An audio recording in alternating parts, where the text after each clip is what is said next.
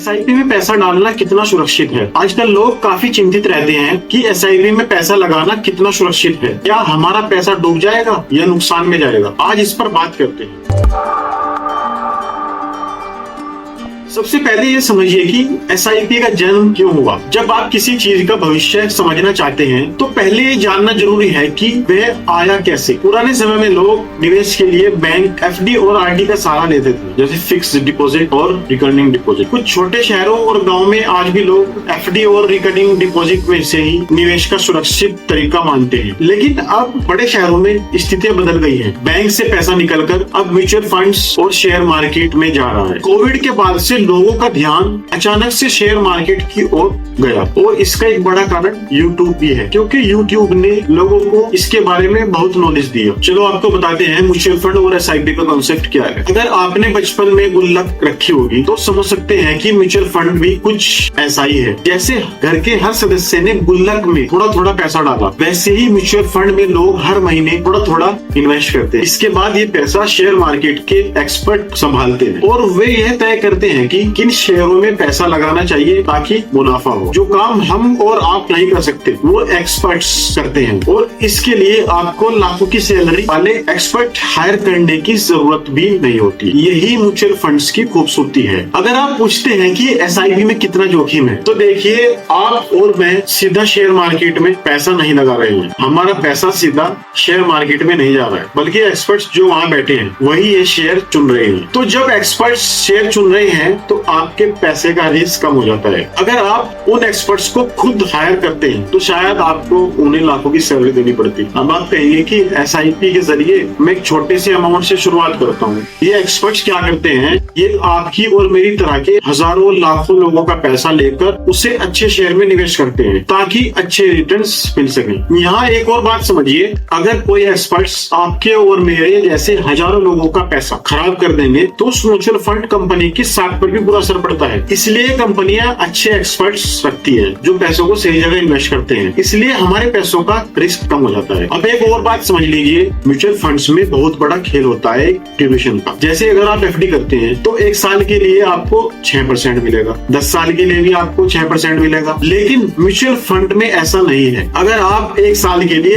SIP करते हैं तो यह हो सकता है कि आपको 5% मिले या आपके 1 लाख रुपए 95,000 रुपए हो जाए। लेकिन अगर आप 10-20 साल के लिए एसआईपी में निवेश करते हैं तो संभावना है कि आपको 10 से 15% के बीच रिटर्न मिले। म्यूचुअल फंड्स का खेल लॉन्ग टर्म में होता है। इसलिए मैं यही कहूंगा कि अगर आप 1 से 2 साल के लिए निवेश करना चाहते हैं तो म्यूचुअल फंड्स में मत आइए। उसके लिए एफडी या सरकारी स्कीम्स बेहतर होती है। दोस्तों, म्यूचुअल फंड्स में असली फायदा कंपाउंडिंग का होता है और इसके लिए आपको लंबे समय के लिए निवेश करना पड़ेगा। जितना ज्यादा समय आप एसआईपी में रहते हैं आपके रिटर्न उतने ही ज्यादा होते हैं। इसका मतलब ये नहीं है कि म्यूचुअल फंड्स में रिस्क नहीं है, हर चीज में रिस्क होता है। लेकिन यहाँ यह समझना जरूरी है कि लॉन्ग टर्म में म्यूचुअल फंड का रिकॉर्ड एफडी से बेहतर है। कुछ सालों में रिटर्न ऊपर नीचे हो सकते हैं, लेकिन अगर आप 10-15 साल के लिए निवेश करते हैं तो म्यूचुअल फंड्स की औसत परफॉर्मेंस बेहतर रहती है। अब मैं आपको यहाँ एक प्रैक्टिकल टिप्स दूंगा कि कैसे आप एसआईपी के लिए स्मार्ट निवेश कर सकते हैं। छोटी राशि से शुरुआत कर सकते हैं। बहुत सारे लोग सोचते हैं कि निवेश के लिए उनके पास बड़ा अमाउंट होना चाहिए,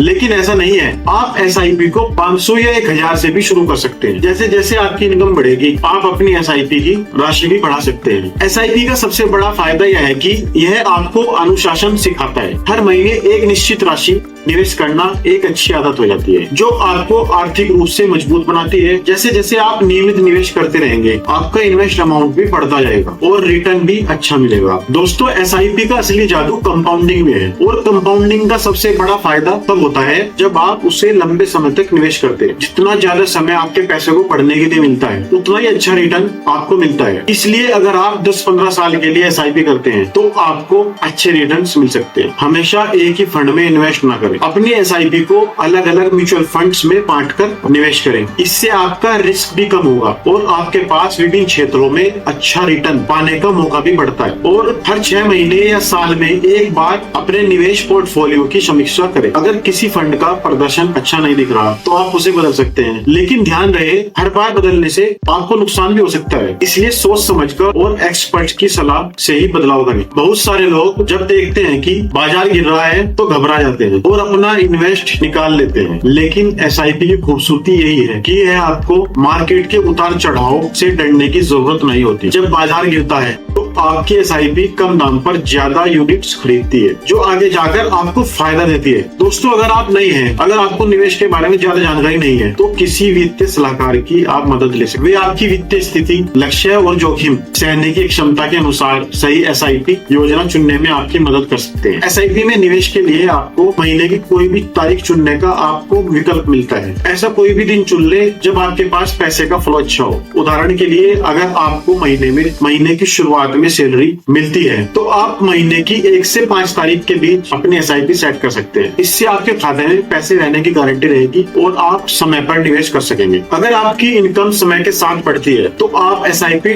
टॉप अप का भी विकल्प चुन सकते हैं। इसका मतलब है कि आप अपने एसआईपी राशि को हर साल या कुछ समय बाद थोड़ा थोड़ा बढ़ा सकते हैं। यह आपके निवेश को और ज्यादा बढ़ने में मदद करता है। उदाहरण के लिए, अगर आपने 1000 की एसआईपी शुरू की है तो आप हर साल उसे 500 रुपए से बढ़ा सकते हैं। लिक्विडिटी बनाए रखें। हालांकि एसआईपी दीर्घकालिक निवेश के लिए होती है, लेकिन यह जरूरी है कि आपके पास कुछ आपातकालीन फंड भी रहे। यह इसलिए क्योंकि जीवन में कभी भी अचानक पैसे की जरूरत पड़ सकती है। इसलिए एसआईपी के साथ साथ कुछ पैसे सेविंग अकाउंट या लिक्विड फंड में रखें, ताकि जरूरत पड़ने पर उन्हें तुरंत निकाल सकें। सही म्यूचुअल फंड का चुनाव करना जरूरी है। सभी म्यूचुअल फंड एक जैसे नहीं होते। हर फंड की अपनी रणनीति, रिस्क प्रोफाइल और निवेश क्षेत्र होते हैं, इसलिए निवेश से पहले रिसर्च जरूर करें। अगर आप सुरक्षित रिटर्न चाहते हैं तो लार्ज कैप फंड चुनें। अगर आप थोड़ा रिस्क ले सकते हैं तो मिड और स्मॉल कैप फंड में निवेश करें। ऐसे फंड्स चुनें जिनका प्रदर्शन कुछ सालों से अच्छा रहा हो और जो आपके निवेश उद्देश्यों से मेल खाते हो। कुछ लोगों के मन में एसआईपी को लेकर कुछ गलतफहमियां होती हैं, जैसे कि एसआईपी में रिटर्न हमेशा सुनिश्चित होता है या अगर बाजार गिरता है तो हमें नुकसान होता है। लेकिन सच्चाई ये है कि एसआईपी मार्केट के उतार चढ़ाव के साथ काम करता है और लंबी अवधि में बेहतर रिटर्न देने की क्षमता रखता है। इसलिए अगर आपको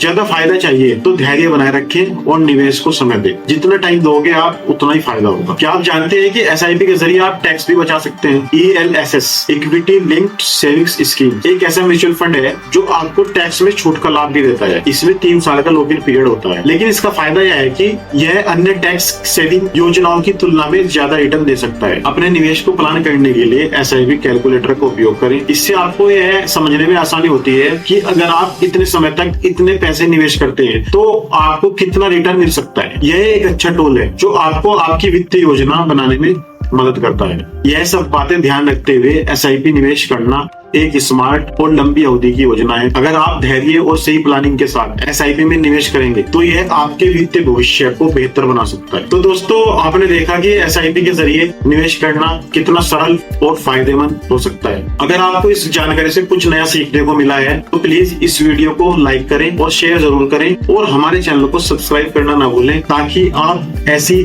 और जानकारी पूर्ण वीडियो देख सकें। अपने सवाल और सुझाव कमेंट सेक्शन में जरूर बताएं। धन्यवाद और खुश रहें, स्मार्ट निवेश करते रहें।